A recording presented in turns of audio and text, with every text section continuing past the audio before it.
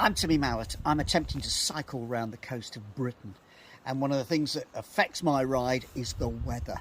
And the weather is often a conversation around Britain, and it's always been a conversation at our table at home. And that's because in the Second World War, my mum was involved in weather forecasting for D-Day.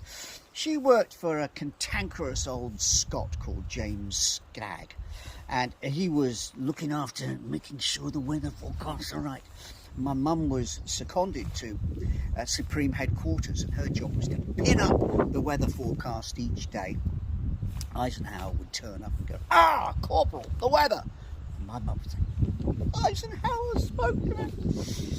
Anyway, come the crucial moment, Eisenhower's with his generals at Portsmouth, making the decision on whether to go ahead with D-Day. And my mum is given a pair of headphones to listen into the conversation. And the weather forecast is atrocious. It's going to be shocking weather.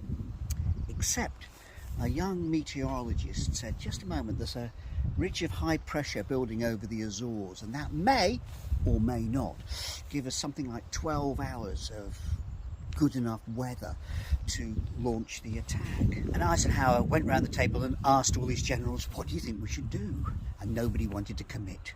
Finally, he says, "Gentlemen, we'll go." My mum takes off the headphones and goes, "I just heard history." And she went home that evening on her bike to stay with her sister and didn't tell her that D-Day was about to be launched. All that from looking at the weather on my bike ride.